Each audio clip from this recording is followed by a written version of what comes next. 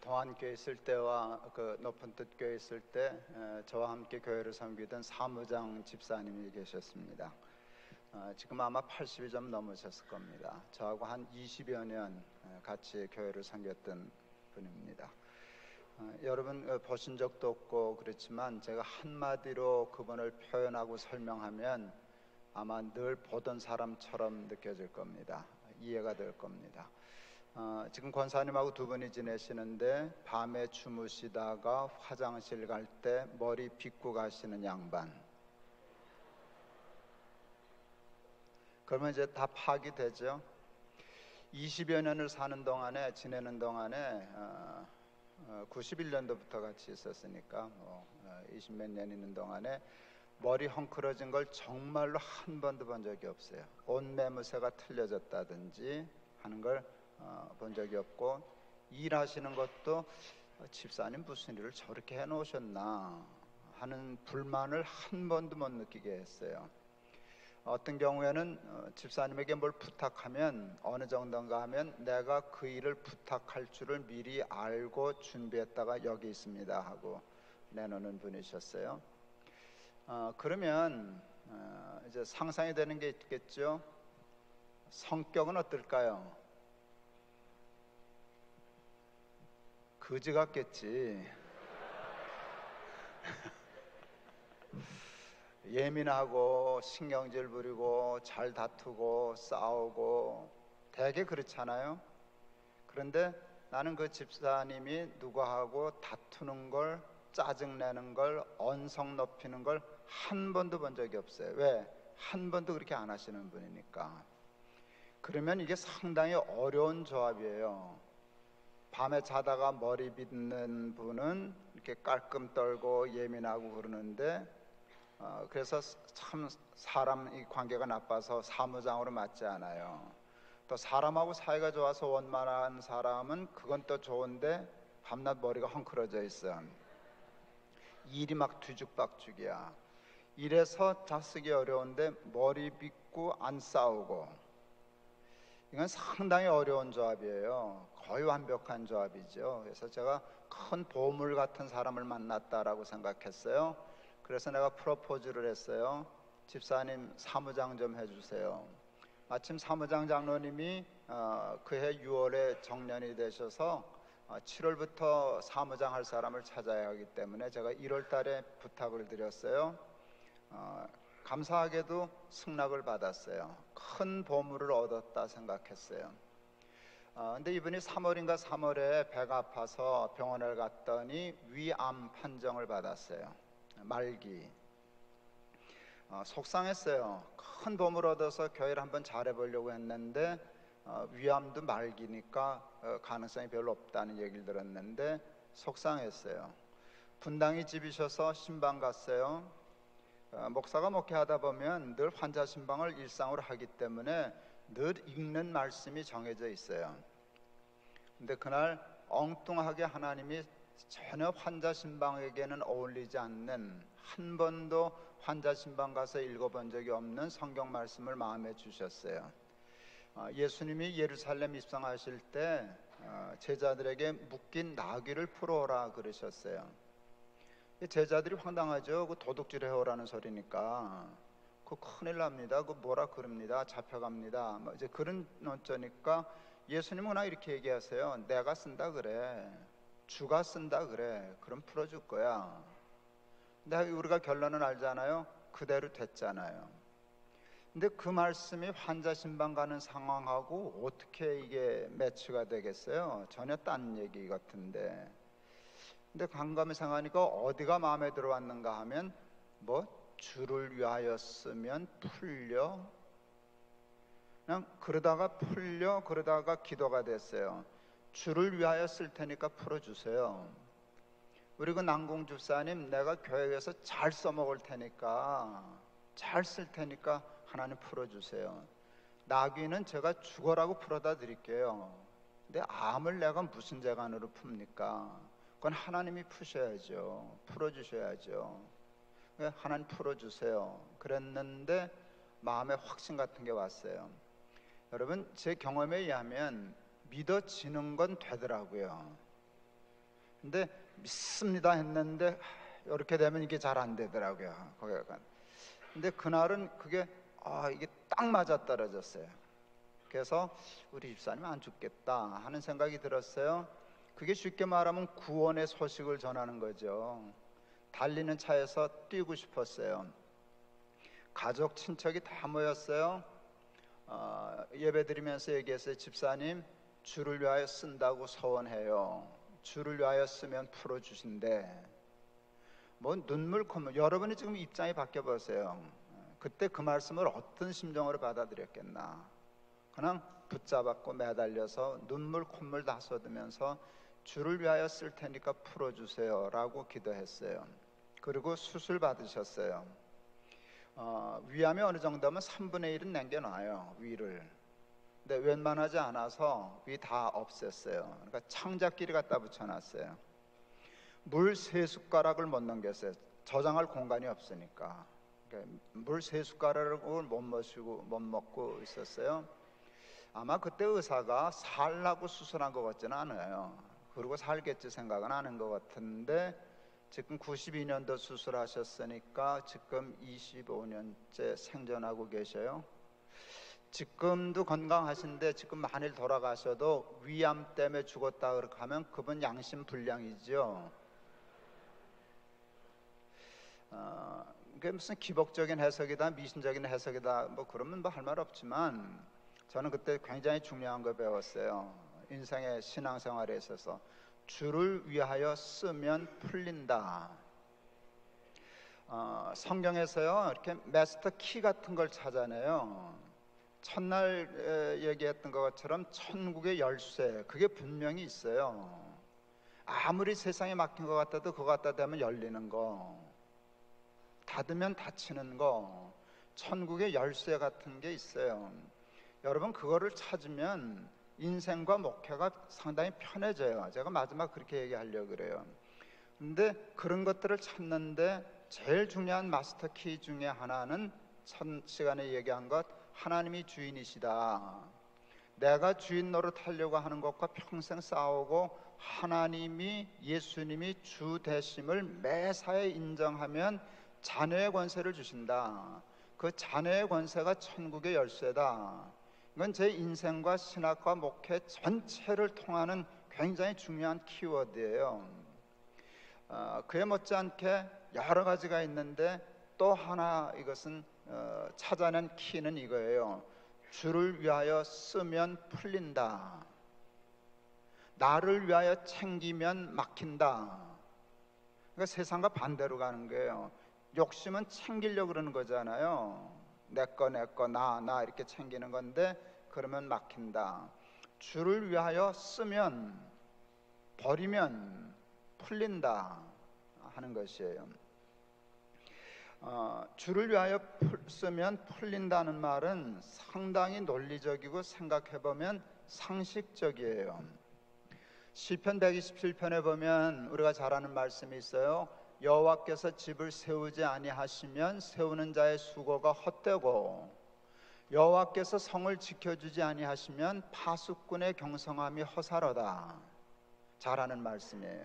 이거를요 세우지 아니하시면 부정어구인데요, 이걸 반대로 긍정문으로 바꿔서 하면 이런 뜻이 돼요. 여호와께서 집을 세우시면 방해꾼들이 아무리 방해해도 소용없어. 집은 세워지는 거야. 여호와께서 성을 지켜주시면 적군이 아무리 막강하고 강력해도 아무 상관없어. 그 성은 지켜지는 거야. 그렇죠? 우리의 삶이 집이든지 성이든지 세우든지 지키든지 하는 일이 사람에게 달렸어요? 하나님에게 달렸어요? 그건 우리의 믿음이잖아요. 그러니까 하나님이 열쇠를 주시면, 하나님이 우리를 사용하시면, 하나님 앞에 쓰임 받으면 우리 인생의 문제가 풀리지 않겠어요? 그건 기본이죠. 요즘처럼 한국이 위태로운 때가 없어요. 저는 전쟁 겁 안 나요. 여러분보다는 나이가 많잖아.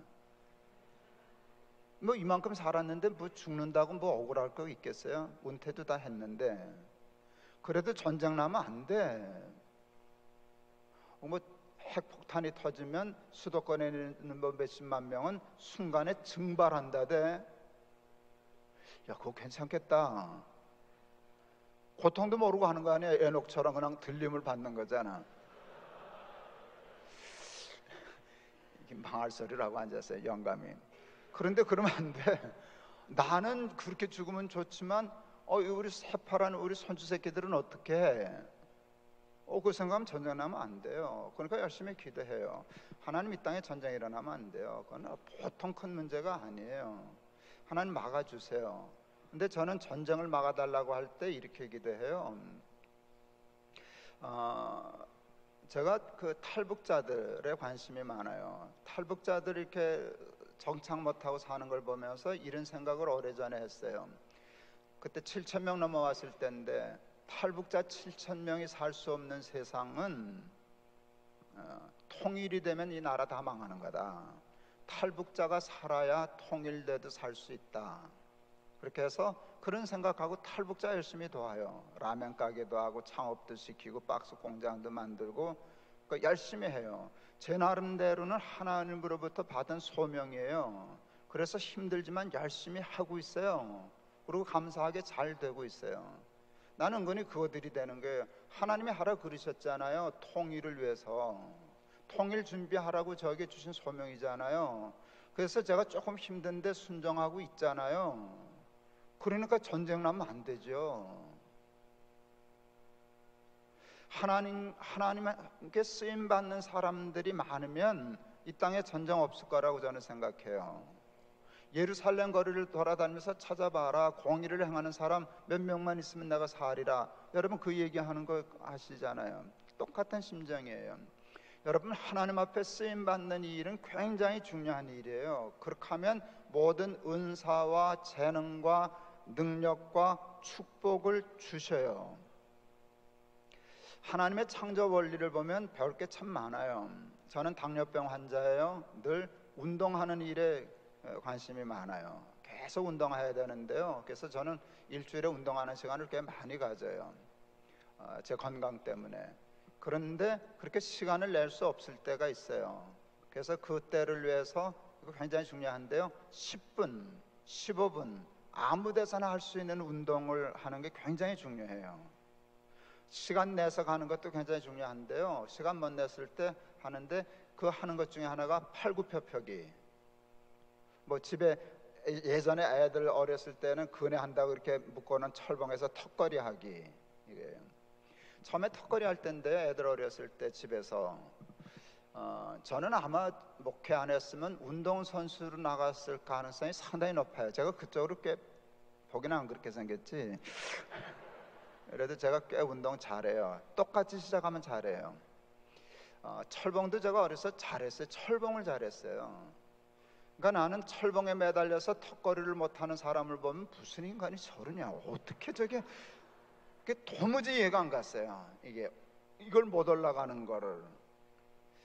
근데 어느 날 했더니 안 올라가는 거예요. 내가 그 애들 해놨을 때 최소한 5개는 할 줄 알았어요, 양심적으로. 근데 이게 하나도 못 올라갔어요. 충격이었어요. 상상도 못했던, 내가 턱걸이를 못해? 안 돼? 이게 상상이 안 됐어요. 근데 상처받은 건 우리 마누라가 웃었어요.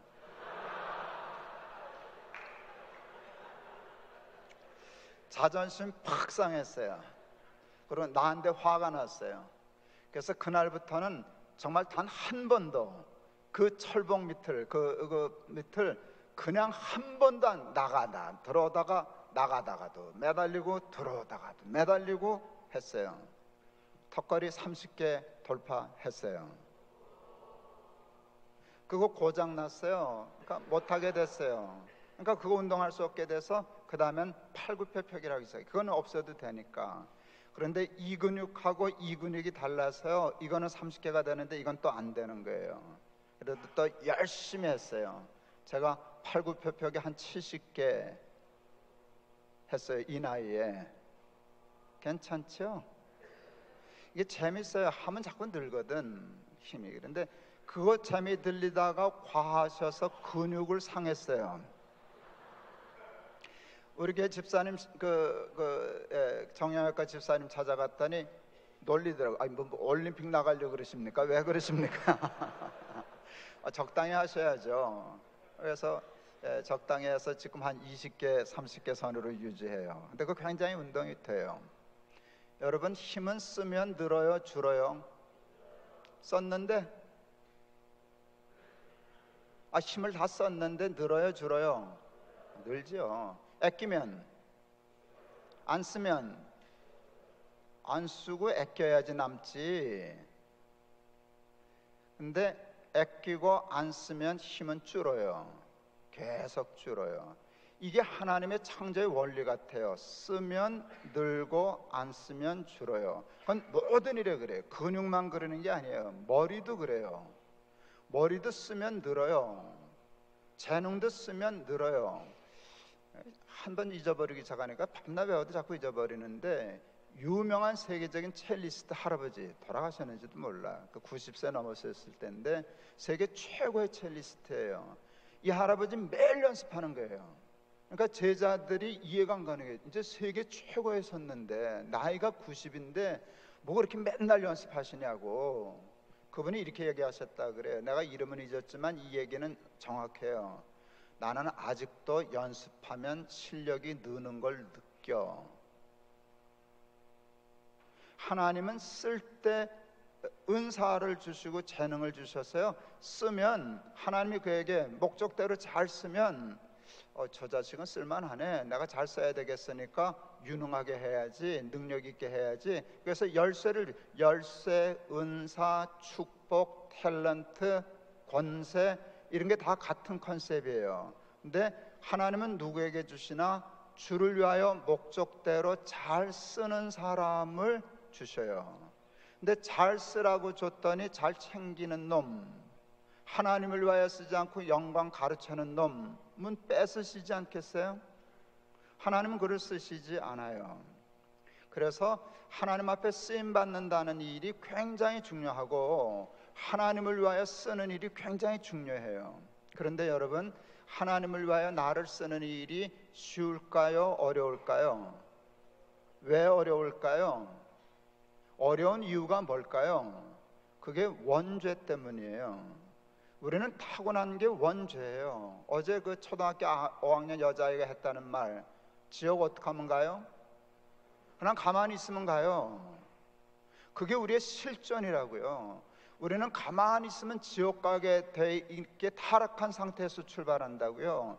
이걸 뒤집어야 돼요. 거듭나야 돼요. 이걸 패러다임을 바꿔야 돼요. 그게 참 어려운데요. 우리 타고난 거는 원죄예요. 근데 죄의 뿌리가 뭔지 아세요? 욕심이 잉태한 즉 죄를 낳고, 죄가 장성한 즉 사망을 낳는다 그랬어요. 죄는 욕심으로부터 시작해요. 근데 욕심은 쓰고 싶은 마음이에요? 안 쓰고 싶은 마음이에요? 안 쓰고 싶은 마음이 이렇게 있는 거예요. 그러니까 챙기고 싶고, 이게 욕심이잖아. 내 거야, 내 거야. 이게 욕심이고요. 아니야, 하나님 거야, 하나님 거야. 이게 믿음이잖아요. 근데 이거는 거꾸로 가는 거라고요. 그러니까 힘들어요. 그런데 여러분, 주를 위하여 쓰는 사람 되도록 신대원 때부터 연습하고 훈련하고 기도해서 자꾸 연습하면 목회도 풀리고 인생도 풀리고 가정도 풀리고 여러분의 삶도 풀릴 줄을 믿습니다. 하나님은 누구를 쓰시나? 사람은 누구를 써요? 사람을 쓰려고 할 때, 채용하려고 할 때, 고용하려고 할 때 사람은 다 평가해요. 사람은 사람을 평가하고 채용하려고 그럴 때 대개 중심을 봐요, 외모를 봐요? 사람은 외모를 보고 판단해요. 어느 대학 나왔냐? 스펙은 어떠냐? 뭐 이런 거 이제 스펙 검사 다 그러잖아요. 그러니까 외모를 봐요. 근데 하나님은 뭘 보신다고요? 중심을 보신다 그러셨어요. 사람은 외모를 보고 하나님은 중심을 보고 사람을 쓰셔요. 그런데 외모를 보고 사람을 쓰는 사람과 중심을 보고 사람을 쓰시는 하나님의 공통점이 있어요. 뭐게요? 전혀 다른 것 같은데 공통점이 있어요. 뭔지 아세요? 보고 쓴다는 거예요. 이건 넌센스 퀴즈 하는 게 아니에요. 이거 굉장히 중요한 거예요. 보고 쓰신다는 거예요. 많은 사람들은 하나님이 외모를 안 보신다는 것만 생각하지 중심을 보신다는 생각을 놓쳐요. 아무나 쓰시는 게 아니에요. 하나님은 아무나 쓰시지 않아요. 하나님도 보고 쓰셔요. 골라서 쓰셔요. 이게 굉장히 중요해요. 근데 하나님은 도대체 그 하나님이 보시는 중심이 뭘까 하는 관심을 가졌는데, 오래전에 오늘 이 본문을 읽다가 그 답을 나름대로 찾았어요. 이게 뭔가 하면 예수님이 베드로를 쓰신 사건이잖아요. 나를 따라오너라, 사람 낚는 어부하자 하고 부르심이잖아요. 이건 예수님이 베드로를 쓰신 사건이에요. 근데 더 중요한 게 있어요. 베드로가 이력서를 내지 않았다는 거예요. 하나님 나 좀 써주세요. 김 목사 설교 들으니까 쓰임 받아야 풀린대요. 내가 동의해요. 그러니까 나 좀 써주세요. 그럴 수 있잖아요. 되게 이력서 들고. 근데 베드로는 이력서 안 냈어요. 예수님이 스카우트 하셨어요. 베드로는요, 예수님이 쓰시기 위해서 스카우트 한 사람이에요. 그러니까 이건 더 기가 막힌 교과서라고요. 베드로를 탐구하고 연구하면은요, 하나님께 쓰임받는 직통 코스를 찾아낼 수 있어요. 알아듣고 계시는 중이죠? 예. 그 직통 코스를 근데 뭘 보셨냐 도대체. 근데 앞만 봐도 뭐 베드로 별 볼 일 없는 분이시더라고요. 나도 사람이니까, 나도 외모를 보고 사람 판단하니까. 베드로 어느 대학 출신이에요?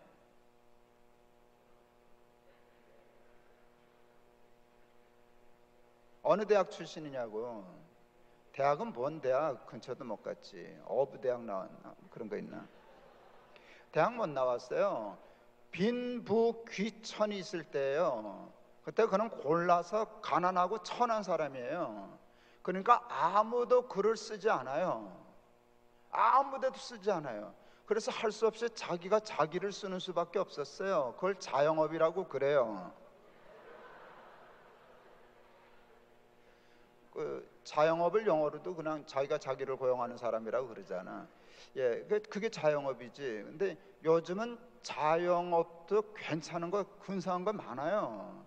베드로 당시에는 그게 몇 개 없었어요. 땅 팔래, 고기 잡을래, 지게 질래, 뭐 그런 거겠죠. 그러니까 천한 것만 자영업으로 남을 때, 그래서 베드로는 바다가 가까우니까 그냥 고기 잡아 먹지. 그게 직업이 된 사람이에요. 그런데 예수님은 그 베드로를 관계없어요. 그게 뭐 어느 대학 나왔냐, 뭐 무슨 과 나왔냐, 뭐 대학 했냐 안 했냐, 이게 별로 관심 없어요. 예. 그런데 어느 면을 하나님 보셨을까를 봤어요. 첫 번째 제가 생각하고 찾아낸 건 그냥 이게 단순한 얘기들이에요. 평범한 얘기들이에요. 꾀부리지 않고 우직하게 최선을 다함, 그것을 그냥 저는 충성이라는 그냥 보편적인 말로 정의했어요. 베드로는 참 충성스러운 사람이었어요. 자기 맡은 일에 최선을 다하는 사람이었어요. 예수님이 첫 번째 하신 말씀이 이거예요. 깊은 데로 가서 그물을 내려 고기를 잡으라. 그러니까 베드로가 이렇게 대답해요. 밤이 맞도록 수고를 하였으되 얻은 것이 없지만은. 자, 요 상황을 보면 이제 나와요. 베드로 어제 밤새도록 뭐 했대요? 고기 잡았대요. 몇 마리 잡았대요? 고기까지. 요 상황을 딱 놓고 외모로, 능력으로 사람을 판단하는 사람이 볼 때는 베드로는 무능력하세요. 너 어부 맞냐? 아니 뭔 놈의 어부가 여기서 평생 그물질한 어부가 아니 한두 시간도 아니고 밤이 맞도록 밤새도록 한 마리도 못 잡아? 너 같은 놈 우리 회사 뽑았다면 우리 회사 쫄딱 망하겠다. 쳐다도 안 봐요. 능력 위주의 사회니까. 능력 위주. 고기 몇 마리를 잡았나 가지고 커트라인 잘라가지고 100마리 이상 합격, 99마리 낙제. 이게 우리 인간 세상이잖아요. 그런데 밤새도록 어부라는 게 아마추어도 아니고 한 마리도 못 잡는 걸 누가 채용하겠어요? 그런데요, 이게 관점에 따라 똑같은 상황이 달라져요. 밤이 새도록 수고를 했는데 한 마리도 못 잡았다고 이렇게 되면 무능력자가 돼요. 근데 이걸 질문을 이렇게 하면 상당히 다른 면이 보여요. 뭐 한 마리도 못 잡았는데 밤새도록 그물질했다고? 이게 중심을 보는 시각이에요. 그러면 베드로는 무능하기는 무능한데 어떤 사람이에요? 성실한 사람, 포기할 줄 모르는 사람, 끈기 있는 사람, 자기 일에 최선을 작은 일에도 충성할 줄 아는 사람이 돼요. 근데 하나님이 찾으시는 사람이 작은 일에 충성하는 사람이거든. 왜 작은 일에 충성하는 사람을 찾는 줄 아세요? 큰 일에 충성하는 사람은 진짜인지 가짜인지를 분별하기가 어려워요. 큰 일은 누구나 다 충성하거든. 왜? 생기는 게 많아. 그 다 고기 많이 잡으면 자기 되는데, 여러분 금을 던질 때마다 고기 꽉꽉 잡히면 웬만하면 포기하겠어요, 안 하겠어요? 안 해요. 저 이제 오늘 점심 끝나면은 우리 탈북자 하는 세종대점 라멘집에 가요. 지금 우리 가게 중에 매출 1위예요. 내가 지금 대충 계산해 보니까 보고받는 거 하면 걔는 한 달에 모든 비용 제하고 한 1200만 원 정도 매출을 수입 올려요. 매출이 아니라. 괜찮죠? 그런데 이게 지금 조금 가서 말려야 돼요. 가서 얘기해 줘도 되는데 얘가 돈독이 오른 것 같아요. 너무 재밌지 않아? 그래서 쉬지를 않아요. 왜? 열면 돈인데 쉬지를 않아요.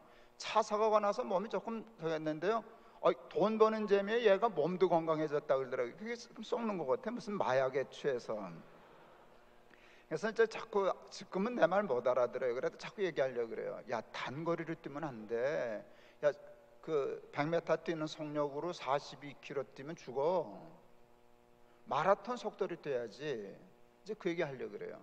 뭔 얘기인가 하면, 여러분 큰 일은 충성해요. 걔 지금 충성이 지나서서 걱정이지 지금.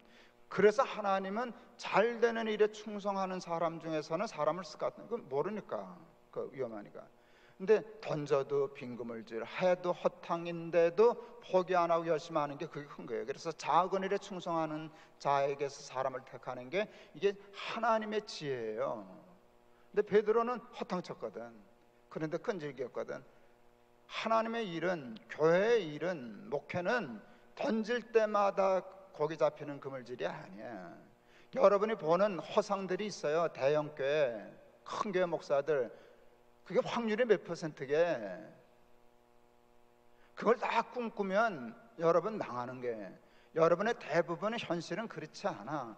맨 땅에 헤딩을 해야 되는 거라고. 상황은 예전보다 훨씬 나빠졌어. 내가 졸업할 땐 좋았어. 들어올 땐 미달이었는데 나갈 때는 교회가 꽉꽉 들어차가지고 교회가 나를 찾지 않고 내가 교회를 선택할 수 있었다고. 약 오르지? 근데 세상이 바뀌었잖아. 갈 데 있어요? 오라는 데 있어? 지금도 나쁜데 여러분 이제 졸업하고 할 때쯤 되면 더 나빠져.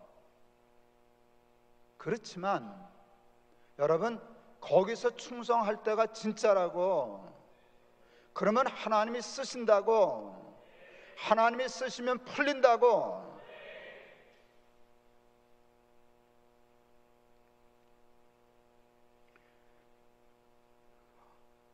여러분 지금 교육전도사죠. 여러분 목회의 승부는 담임 목사 때 걸리는 게 아니야. 지금 걸리는 거야. 목회는 지금부터 시작됐어. 하나님 나라의 일은 지금부터 시작됐다고. 교육전도사의 일을 우습게 보면 여러분이 우스워져. 힘들어.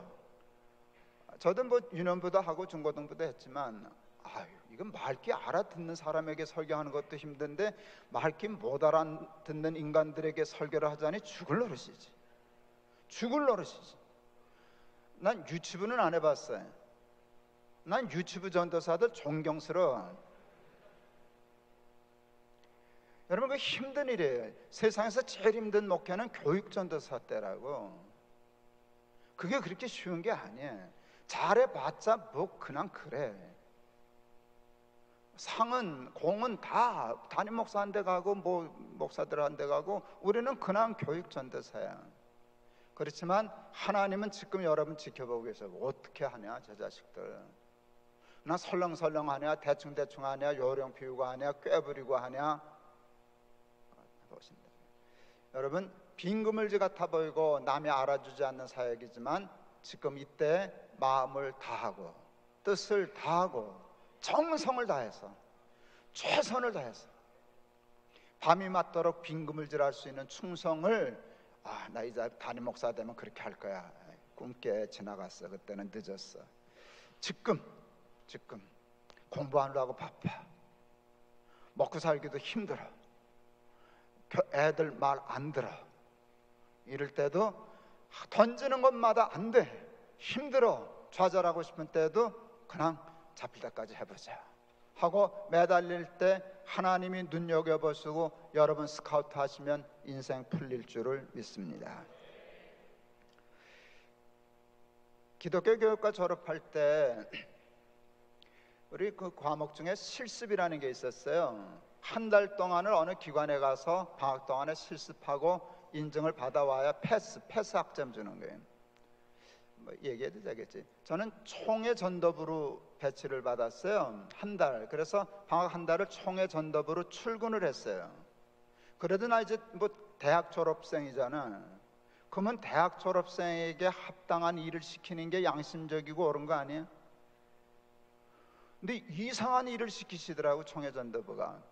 그때 뭘 했는가 하면 총회 전도부가요 무슨 뭐 10만 명 무슨 기도 운동을 뭐 했어요. 그걸 했는데 그래서 신청을 받는데요. 그래서 그 저거 하면은 카드를 만들어줘. 그래서 이렇게 카드가 하면 떼어서 주고 여기는 그 사람 원장이 남아 있어서요. 10만 명 넘버링을 찍어야 돼. 그걸 찍으라는 게 화딱지 나더라고요. 저거닥. 이게 끝이 없어요. 아르바이트를 시켰는데 다 도망가서 화딱지 나가. 이게 재미없거든. 하루 종일 앉아서 이게 기계도 아니고 이게 찍은 척커덕. 근데 내가 왔잖아. 나는 월급 안 줘도 되지 도망도 못 가지. 그러니까 시켰어요. 그건 난 도망 못 가. 화딱지 나도. 화딱지는 났어. 도망은 못 가니까 화딱지 나니까 일이 안 삐뚤빼뚤. 아이고 내가 이런 일을 시키냐 이러고 있는데 어느 날 생각했어요.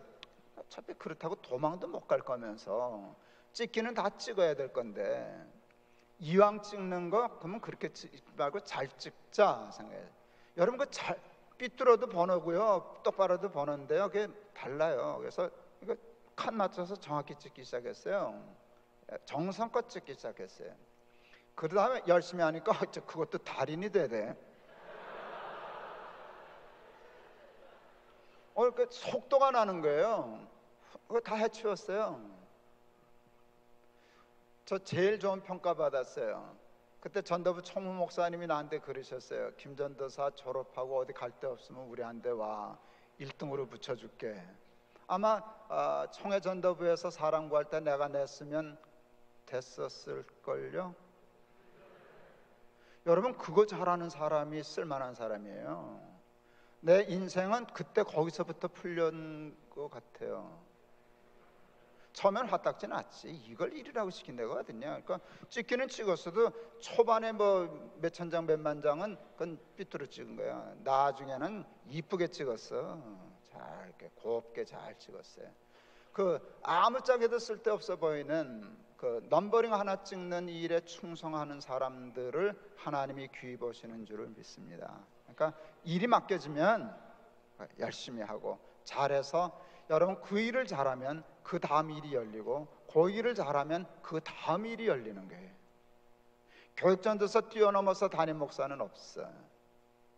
그래서 작은 일에 충성하는 거 배우실 수 있기를 바랍니다. 두 번째는 남의 말을 들을 줄 암이라고 썼어요. 그걸 겸손과 순종 그렇게 얘기했어요. 여러분 충성스러운 사람, 성실한 사람, 자기 일에 성실한 사람들이 가지고 있는 보편적인 단점, 문제점들이 있어요. 고집이 셀까 약할까? 고집이 세. 고집 센 사람들은 남의 말을 잘 들을까 안 들을까?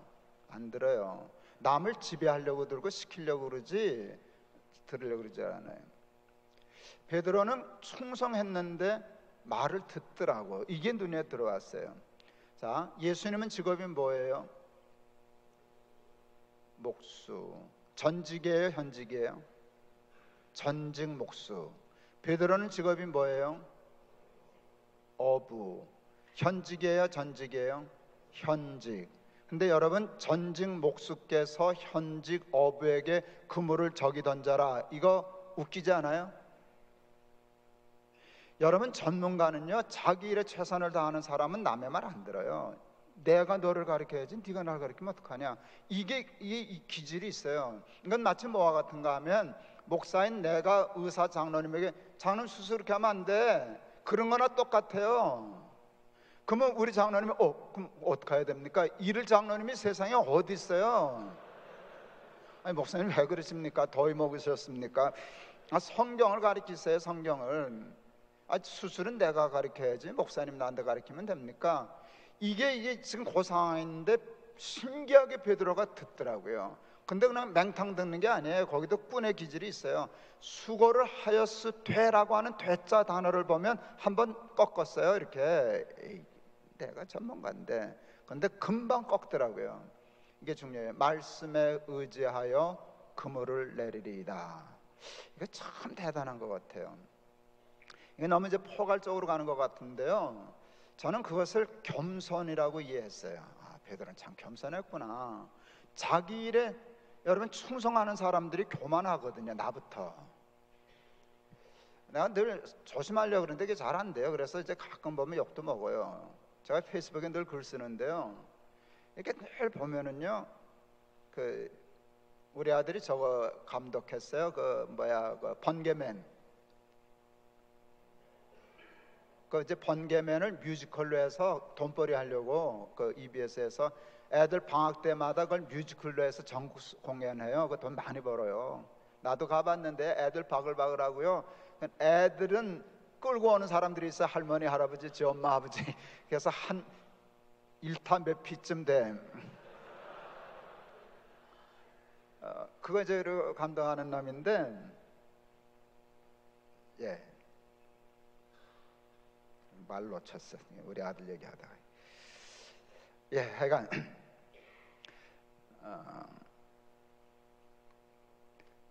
이제 그냥 넘어갈래요. 충성하는 사람들이 이제 남의 말 잘 안 듣는데요. 그래서 겸손하기가 참 어려운데, 겸손한 사람들이 있어요. 충성해놓고 말 잘 듣는 사람들이 있어요. 제 인생의 모델 중에 하나가 장로님이에요. 저희 교회 청년 자랄 때 장로님. 교인 출석이 한 500명 정도 될 교회니까 작은 교회 아닌데, 이분은 교회 헌금의 3분의 1을 자기가 혼자 내요. 그러니까 자기가 3분의 1은 내가 내야지 하는 목표를 가진 분이에요. 그러니까 추수감사 헌금이 1,000만 원이다 예산, 그러면 330만 원 자기가 내는 거예요. 이제 그렇게 내는 분이에요. 그런데 저는 주일학교부터 다녔고, 그래서 전도사 때지만 그 교인들이 다 선생님도 있고 다 가족 같아요. 식구 같아요. 그 장로님이 저를 친동생처럼 맡겼어요. 꽤 부자신데 신도원 동안에 용돈도 주시고 학비도 주시고, 그래서 가난한 내가 걱정 없이 잘 공부를 했었어요. 근데 제가 어느 날 당회에다 뭘 건의할 일이 생겼어요. 건의할 일이. 근데 나는 당에 못 들어가잖아요. 그래서 그 장로님한테 부탁했어요. 내가 머리가 돌더라고요. 연보를 많이 하면 말빨이 셀까 약할까? 3분의 1을 연보하는 사람인데 대주주잖아. 대주주잖아. 그러니까 그리고 장로님은 나를 좋아하고 나를 동생처럼 생각하니까 당연히 장로님 이거 당에 가서 얘기 좀 해줘요. 이거 이렇게 돼야 돼요. 그리고 나는 된 줄 알았어. 그분에게 얘기했으니까. 근데 그분이, 그 장로님이 내 평생 잊을 수 없는 말을 해줬어요.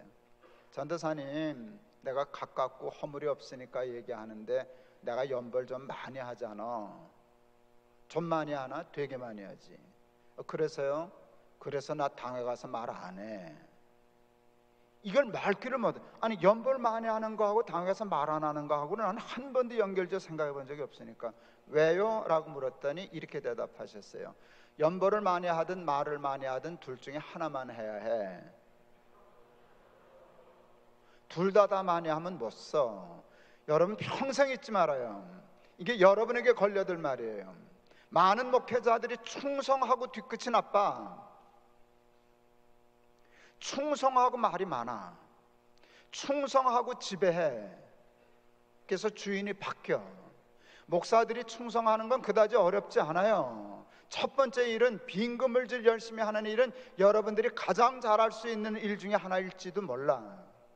한국교회 부흥은 그런 한국 특유의 충성스러움에서부터 시작됐어요. 목사도 충성하고 장로도 충성하고 헌신도 세계 1등이에요. 역사에 없는 민족이에요. 그래서 한국교회는 이만큼 부흥했어요. 근데 뒤끝이 나빠. 충성하고 말이 많은 거예요. 고집 부리는 거예요. 자기가 주인 노릇하는 거예요. 좌지우지하는 거예요. 충성하고 말을 안 한다는 게 얼마나 어려운데. 그래서 나 말 안 해. 제가 설교 이 설교 많이 하고 다니는데 어느 분 그러더라고. 난 연보를 안 하니까 말 좀 해도 되겠네. 이게 참 골치 아픈 인간이에요.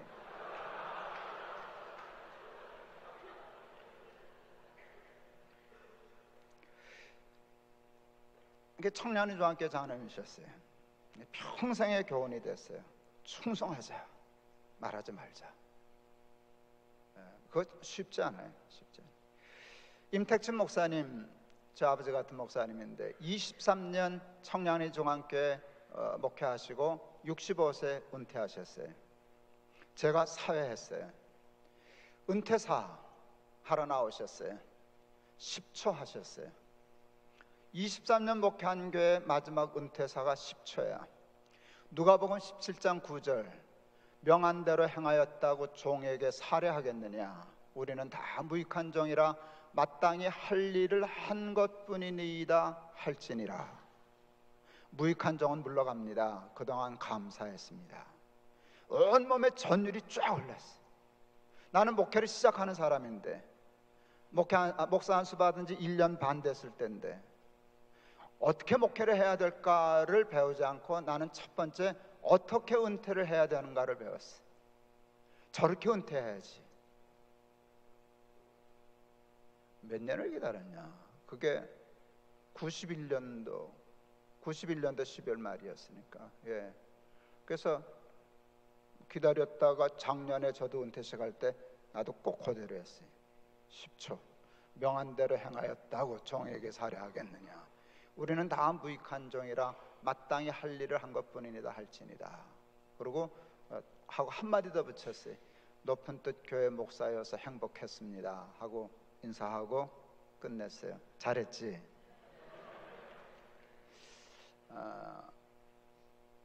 목사님이 은퇴하시고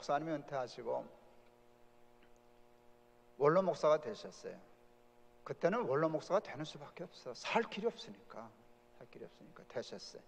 그런데 내가 볼 때 대우가 영 형편없었어요. 내가 화가 조금 났어요. 그걸 생활비로 들으면 좀 우리 목사님 어떻게 사시나. 너무 야박하게. 다른 게 원로 목사 되어 좀 하는데. 그래서 어느 날 내가 같이 식사하다가 목사님은 섭섭하지 않으세요? 나는 섭섭한데, 제가 다 섭섭한데 목사님은 섭섭하지 않으세요? 그랬더니 그분이 그렇게 얘기하셨어요.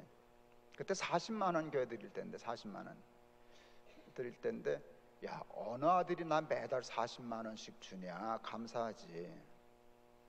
생각을 그렇게 하시더라고요. 그 말만 그렇게 하시는 게 아니라 그걸 정말 고마워하셨어요. 어느 아들이 나 매달 40만 원씩 줘. 나 그거면 살 수 있는데 고맙지. 섭섭하긴. 그것도 참 충격이었어요. 후임으로 오신 목사님이 청량리 중학교 본당 헐어버렸어. 새로 짓는다고. 그거 굉장히 잘 진 건물이거든요. 우리나라 최고의 설계사자가 해가지고 정림건축에서 그때 해가지고 지은 건물인데 근사한 건물이에요. 그런데 교인이 많아진 것도 아니야. 그냥 오래됐으면 리모델링 하면 되는데 그걸 헐어버리고 새로 지었어요. 내 기준으로 보면 헐고 새로 진 교회가 헌 교회만 못해. 디자인도 그렇고 실용성도 그렇고. 그래 내가 화가 났어요. 교육관이나 하나 짓지 그래서 돈을 그렇게 낭비하는지 몰라요. 그러면 목사님은 다른 교인에겐 몰라도 나한테는 그렇게 얘기하셨을 거야. 내가 알아요. 글쎄 말이다, 그 친구가 왜 그런다냐. 그런데 그걸 기대하고 얘기를 꺼냈는데 목사님 가만 계시더니 이렇게 얘기하시더라고요. 내 교회인가 뭐. 이게 섭섭해서 그러는 게 아니에요. 김 목사, 나는 은퇴했기 때문에 이제 교회에다 공을 세울 수는 없어. 근데 내가 아직도 교회를 무너뜨릴 수는 있어. 내가 너 생각, 나도 하지만 그 목사가 왜 그런다냐 하는 말이 새 나가면 교회들 와야 돼. 위험해. 그거 짓든지 말든지 그거는 새 목사가 와서 그 당회하고 의논해서 하면 하는 거지. 나 때는 내 목회 하는 거고 그때는 우리 그 목사 하는 거지. 나는 아무 상관없어. 뭐 내 교회냐 뭐. 또 충격이었어요. 그래서 또 나도 그래야지. 은퇴했어요. 교회 은퇴하기 전에 분립하고 담임 목사에서 내려왔어요. 설교만 하기 시작했어요. 내 교회가 당회하고 시작했어요. 당회하다 보면 티각태각 하는 때가 있어요. 티각태각 하면 각기 목사도 찾아오고 장로도 찾아와요. 내가 무슨 친정 엄마 같아요. 그때 써먹었어요. 내 교회인가 뭐. 나도 판단이 있어. 할 말 있어. 근데 안 해. 내가 할 말 한다고 더 좋아질 것도 없고 안 한다고 더 나빠질 것도 없어. 내 깔려두면 자기들끼리 잘해. 내 교회인가 뭐. 죽이 되든 밥이 되든 이제 둘이 가서 싸워 해결해. 처음에 자기 편 안 들어준다고 섭섭해 하시더니 지금은 잘했다 그러던데. 그렇잖아요. 예, 높은 뜻 교회는 저는 애정이 있는 교회예요. 그래도 개척한 교회잖아요. 그렇지만 은퇴하면 떠나는 교회. 그걸 어디서 배웠나? 충성한 후에 하나님의 말 듣고 자꾸 내 말 고집 부리는 일을 하지 말자. 거기다 뭐 원로, 공로, 명예, 은퇴 쓸데없는 거 감투 씌워가지고 자리 만들지 말자. 그래서 깨끗이 떠나자. 저는 하나님이 이해가 안 될 때가 참 많았어요. 그렇지만 뭐 별로 힘들지 않았어요. 뭐 이해 안 되면 이해가 되면 이해하고 믿으면 되고 안 되면 그냥 믿으면 되는 거지. 뭐 내가 그 별로 어렵진 않은데 그래도 하여간 이해 안 되는 게 참 많았어요. 그 중에 하나가 뭔가 하면 모세를 가나안에 못 들어가게 하신 거를 도무지 이해할 수가 없었어요. 누가 간다는 걸 갔나 안 간다는 걸 하나님이 고집 부리셔서 간 거 아니에요. 그런데 얼마나 모세가 충성했어요. 그 지질 말 안 듣는 인간들 그거 데리고 40년을 광야에서 고생했잖아요. 그러면 가나안 들어갈 때쯤 되면 다 스톱 시켜놓고 한번 그 무슨 훈장 수여식 같은 거 해야 되지 않아? 야, 다 서 있어. 그리고 모세 나와. 너 수고 많았어. 내가 다 알아. 훈장 하나 들고 야 테이프 끊어. 그리고 너부터 들어가. 이게 상식 아니야 인간이? 근데 하나님이 너는 느보산에 가서 죽으라는 게 가나안 입성을 그 고생의 끝인데 이제 영광스러운 가나안 입성이 남았는데 넌 안 돼. 넌 못 들어가. 근데 뭐 그게 성경적으로 맞는지 모르지만 우리 되게 그렇게 하는 것도 많잖아. 뭐 반석 2번 두드려서 그랬다고.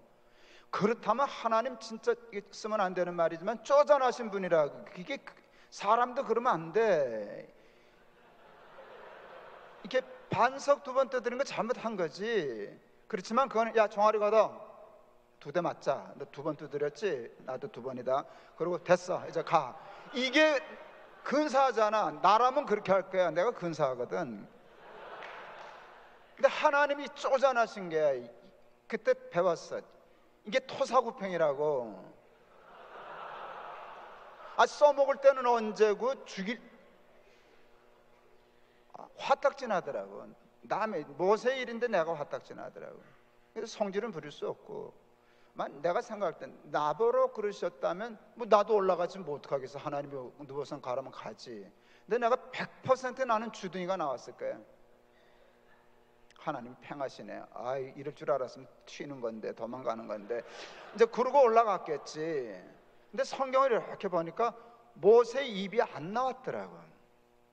불평이 없었고 원망이 없었고 하나님을 다 알았던 것 같아. 입이 안 나온 걸 어디 있는 줄 알아요? 모세가 축복하더라고. 내가 알거든요. 나온 주둥이로는 축복이 안 돼. 이건 불평이 되는 거지. 이게 입이 들어가야 축복이 되는 거예요. 근데 모세는 그 말 안 듣는 인간들 다 불러다 지파마다 다 축복하고, 중요한 건 여호수아 세워서 안수하고 축복하고, 이제부터는 여호수아가 지도자다, 잘 도와줘라. 그러고 가서 죽었어. 어느 날 한참 낑낑대니까 하나님의 수가 읽히더라고.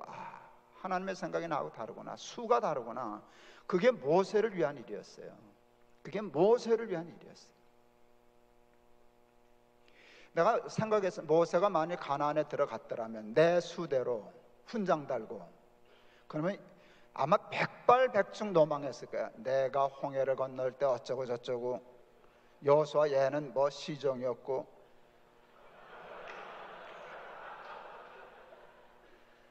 그러면 이제 그게 죄송하지만 똥 싸고 뭉개시는 거라고.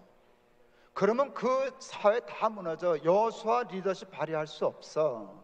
하나님 영광 다 가려. 모세 공 다 날라가. 하나님 걸 아시니까 너는 죽어야 네 명예를 살릴 수 있어. 올라가. 모세는 올라가더라고. 가서 죽었다고. 묘도 없을 거 아니야. 지가 지며 펴고 죽을 수는 없었을 테니까. 그런데 그러니까 모세의 공은 다 살았잖아. 그리고 여호수아 훌륭한 지도자 됐잖아. 하나님 영광 받으시잖아요. 그래서 기도했어요. 하나님, 느보산에서 죽은 모세 같아지게 해주십시오. 모세처럼 충성하게 하시고 모세처럼 느보산에서 죽게 해주십시오. 한국교회 문제는 뭔가 하면 모세들이 다 가나안에 들어가 계신 거예요. 드디어 똥 싸기 시작하신 거예요.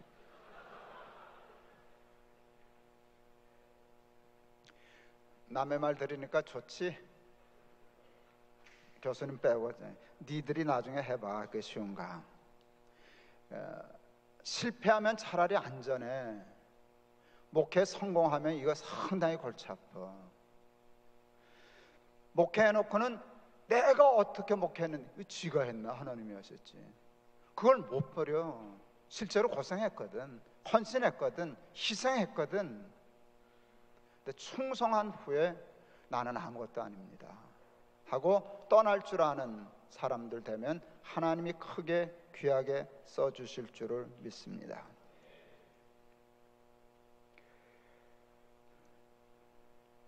세 번째는 보니까요, 베드로가 순종해서 금을 던졌더니 고기 많이 잡혔어요. 2배 채움에 잠기게 되었더라 그랬어요. 그러면 그때 나오는 대사는 정해져 있어.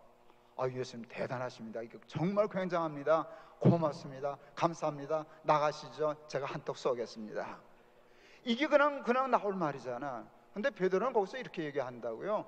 주여 나를 떠나소서 나는 죄인으로소이다. 거기 언제 예수님이 베드로 보고 회개하라 그랬어? 네가 죄인임을 알렸다. 내가 어제 내가 죄사성 사망이라는 설교를 예수님이 베드로에게 했다면 그때 제가 맞습니다. 죄인입니다. 그거는 맞지만 예수님은 안 했어. 그냥 깊은 데로 가서 금을 내려 고기를 잡으라 그러고 잡혔고, 감사합니다 해야 될 상황에 대단하십니다. 몰랐습니다. 이럴 상황인데 주여 나를 떠나서서 나는 죄인으로서이다. 영성 얘기하는데요, 나는 이게 영성인 것 같아요. 참 베드로가 영적으로 깨어있는 사람이에요. 명칭이 바뀌어요. 랍비가 주로 바뀌어요. 그냥 선생인 줄 알았더니 그 사건을 통해서 선생이 아니라 하나님이시구나, 하나님이라고 사는 순간, 인정하는 순간 코람데오인데, 하나님 앞에 서면 나는, 여러분은 뭐야?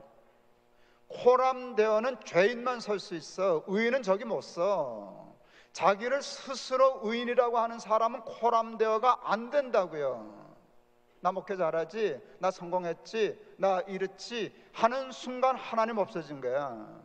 코람데오가 안 돼. 코람데오는 죄인만 설 수 있어. 코람데오가 영성이잖아요. 근데 이거 보면 나는 어떻게 그걸 깨달았냐? 감당을 못하겠으니까 하나님 나 떠나십시오. 죄인은 하나님 못 보잖아. 그거 감당이 안 되니까 하나님, 난 그런 사람 아닙니다. 나는 죄인입니다. 하나님, 나는 쓰임받을 사람이 아닙니다. 그러니까 하나님은 더 마음에 드시지 않겠어요?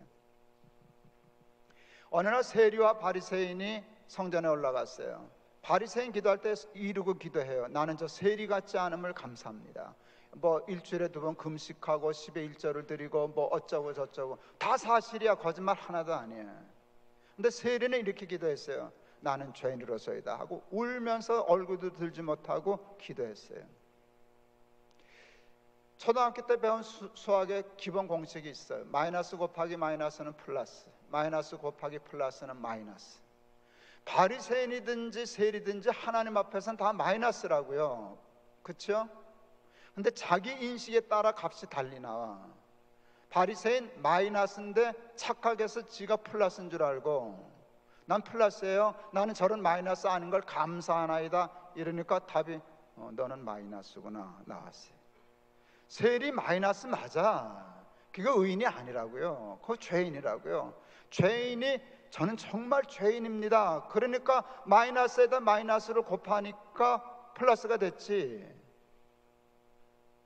그날 하나님으로부터 의롭다함을 받은 사람, 인정받은 사람은 세리였다고. 그게 수학 공식에 나온다고. 여러분, 지성은 남의 죄를 잘 이해하고 판단하는 거예요. 영성은 자기 죄를 잘 민감한 거예요. 근데 지성으로 목회하면 똑똑한 사람은 되는데 코람되어는 안 돼. 지성이 있어야지. 그렇지만 지성을 넘어 영성을 얘기한다면 영성은 나는 죄인으로서이다 라고 하는 통회함과 아픔과 그게 있을 때 여러분, 그래야 늘 하나님 앞에 사는 거예요. 죄인만이 십자가를 붙잡아요. 지가 의인인데 십자가를 뭐하러 붙잡아? 하나님 딴 데 가서 나는 그냥 갈 수 있어요. 나 신경 안 써도 돼요. 그렇지 않게 내가 죄인이니까 저거 붙잡아야 되니까 천부의 의지 없어서 손 들고 옵니다. 주 나를 박대하시면 난 갈 데 없습니다. 이런 절절함, 이 영성을 가지고 하나님께 쓰임받는 사람 되기를 바랍니다. 마지막은 모든 것을 버려두고 예수를 쫓으니라. 여러분, 어부가 배와 금을 버렸으면 다 버린 거예요. 하나님은 버리는 사람을 쓰시고 챙기는 사람을 버려요. 근데 목회도 예전에는 챙길 게 없었어. 근데 요즘은 교회 챙길 게 많아졌어요. 그러니까 여러분은 내 때보다 위험한 때예요.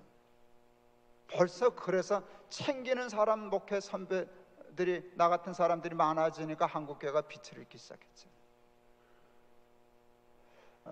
모든 것을 버려두고 예수를 쫓을 수 있는 그 영성을 회복하는 우리 사랑하는 신대원 학생들 다 될 수 있기를 바랍니다. 오늘 아침 내 페이스북에도 누가 메시지를 보냈어요. 교회 때문에 속상해서 어떻게 해야 되냐고, 있어야 되냐고, 떠나야 되냐고. 내가 무슨 점쟁이 그걸 어떻게 얘기해, 알지도 못해. 그래서 아직 대답 못했어요. 먼저 뭔가 하면 목사님이 은퇴하시는데 너무 많이 챙기신다는 거예요. 근데 지나치게 챙기는 분들 좀 많거든. 그것도 그건데 그 은퇴하는 자리에 이제 원로 되시고 뭐 챙기시고 그러는데 그거 재직회 공동회에 사회하는 목사님이 오셔서 거기 반대하면 반역자처럼 분위기를 몰아가고 뭐 그래서 이렇게 공상당식으로 다 저쪽 부쪽 회의하는 식으로 이렇게 쫙 몰아가니까 이 교회에 있어야 되나 뭐 이제 그러는 거였어요. 그 다음에 또 하나 실망은 그 교회 담임 목사로 오겠다고 하는데 뭐 하여간 이제 공정치 못한 일을 보고 상처를 많이 받았어요. 많아요. 목회자들 때문에 교회들이 너무 아파해. 교회를 부끄러워해. 평생 존경하고 따르고 배우던 스승의 몰락은 치명적인, 여러분 가나안 족속이 생기잖아요. 가나안은 누가 만들었어? 내가 만들었지. 그리고 여러분들이 만들 거지. 왜? 모든 것을 버려두고 예수를 쫓아야 할 사람이 이것저것 다 챙기고 보니까 그렇죠. 예수님은 이렇게 얘기하셨어요. 소가 일꾼이 저먹을 것 받는 것은 마땅하다. 일하는 소에게 망을 씌우는 건 아니다. 나는 꼭 가난해야만 훌륭한 목회자라는 생각은 미안하지만 없어요. 나는 목사도 직업이라고 생각하는 사람이에요. 직업은 속되지 않아. 여러분, 직업은 정당한 대가 지불을 해야 돼. 내가 참 후배지만 존경하고 좋아하는 목사님 중에 최일도 목사님 계세요. 이분은 거의 개신교 목사인데 수도승 끼가 있지. 근데 그 수도승 끼가 있는 사람 지는 좋아. 근데 그 밑에서 같이 일하는 사람들 골치 아파, 힘들어. 난 가서 자꾸 뭐라 그래. 복지재단이 있어요. 야, 복지재단의 직원의 복지부터 좀 챙겨라. 그 복지재단의 직원들이 복지가 엉망이야. 월급 요만큼 줘. 많이 주는 걸 죄스럽게, 많이 주라는 게 아니라 생활할 만큼은 줘야지. 그렇지 않아요? 나도 목회를 했고 엔지오 나도 하고 재단을 만들었어요. 힘들어요, 월급 주는 거. 그렇지만 내 기도와 목적은 이거야. 우리 재단에서 오는 사람들이 월급 바라고 오지는 않아, 그 일을 하는 사람들이. 그렇지만 나는 월급을 주는 사람이기 때문에 어느 정도 주고 싶은가 하면 전략하고 아끼고 살면 저축해서 은퇴 정년할 때는 집도 한 채 사고 조그만 차도 하나 있고 그 다음에 평생 먹을 수 있는 연금 있고. 그거는 내 책임 아니에요. 여기 직장인데 그 사람은. 교회도 직장이기 때문에 교회가 목회자의 생활과 노후에 대한 그것은 있는 게 옳다고 생각해요.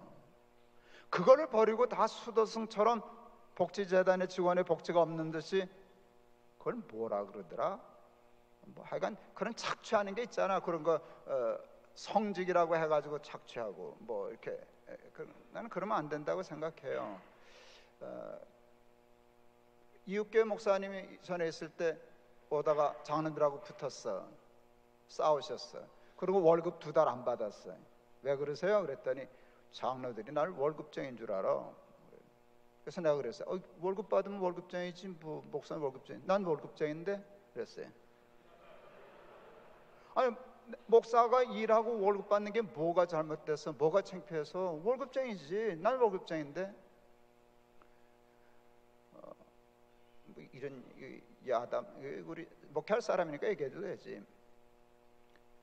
이제 장로님들하고 이제 트러블이 생겨서 난 늘 싸웠으니까 계약한답시고. 그러니까 이제 나한테 못마땅하면 장로님들이 나한테 걸 수 있는 태클들이 몇 가지 있어요.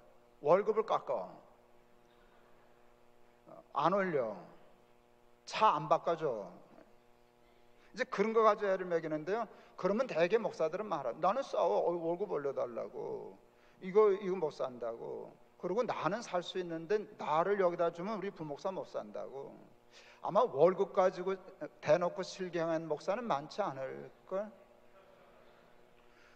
나는 뭐 어느 교회가 이제 우리 때 되면은 세대가 다르잖아요. 아골골짝 빈들에도 우리는 그 찬송 부르고 들어온 세대고. 그런데 우리 동기들이 가끔 그래. 요즘 그 신대원 나온 사람들 야 그건 무섭더라. 월급 얼마 줄 거나부터 따지고 그거 안 하면 안 한다 그러고 그래. 니들도 그러냐? 여러분들도 그러세요? 근데 나는 그래도 된다. 그게 당연하지. 똑똑한 애들이지. 그게 뭐가 잘못됐는데. 그리고 하고 딱 맞춰서 내가 올 수 있으면 오고, 그리고 그만큼 일 잘하면 되는 것이지 그게 뭐가 잘못됐다고. 난 이해. 그래서 가끔 착취하는 데가 있으면 노동조합. 나는 전도사들도 노동조합 하면, 나는 우리 교회에서 한다 그랬으면 허락했을 거예요. 조금 엇나갔지? 많이 갔지?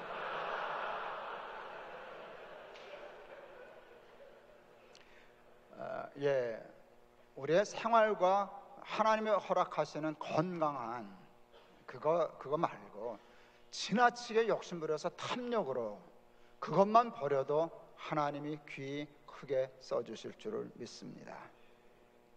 말씀 마칠랍니다. 신대원 경쟁률이 떨어지고 있다는 얘기를 들었습니다. 맞죠? 예. 제가 들어올 때 최저점, 20명 뽑는데 12명 지원했으니까 몇 대 1?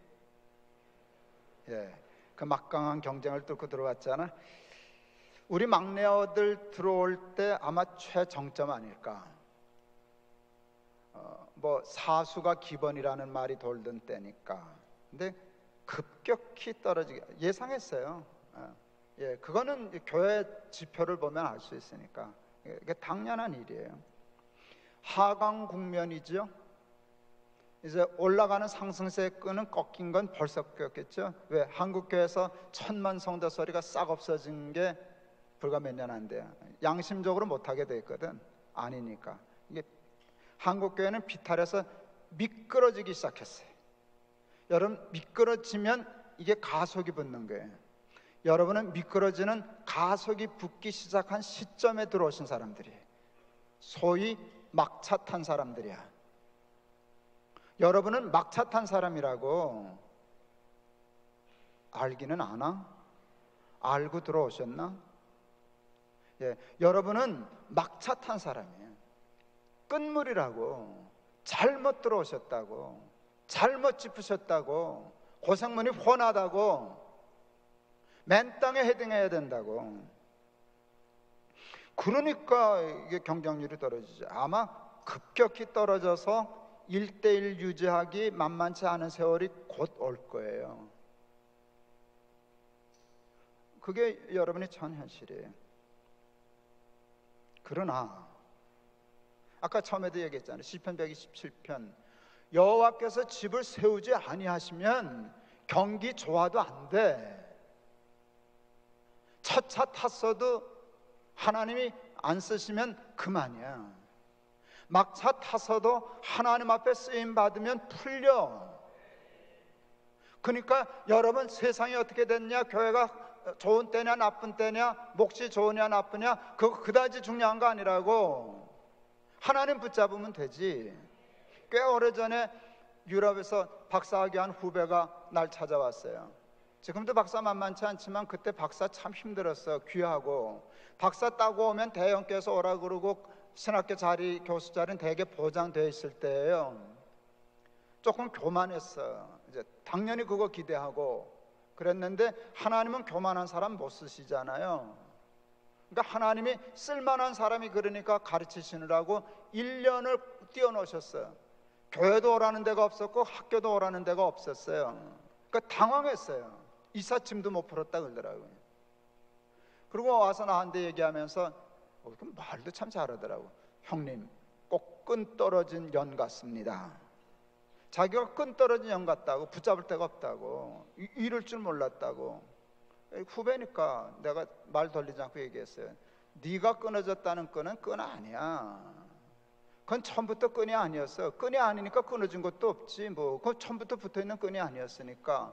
네가 끈 아닌 것을 끈이라고 생각하니까 하나님이 자기 붙잡으라고 그러는 거지. 야, 끈은 하나밖에 없어. 보이질 않아서 그렇지 그 끈 안 끊어져. 하나님 끈이 끊어지는 법이 어딨냐. 쓸데없는 소리 하지 말고 와서 끈부터 잡아라 그랬어요.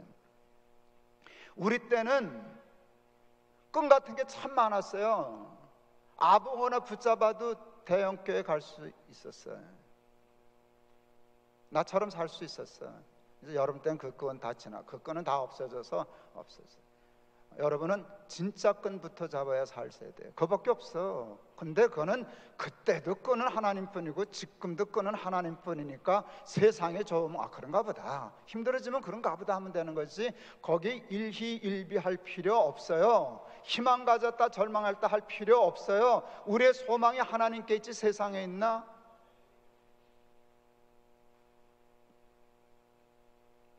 동안께서 나와서 높은 뜻 교회 개척할 때 제가 숭의학원 빌려서 시작을 했어요.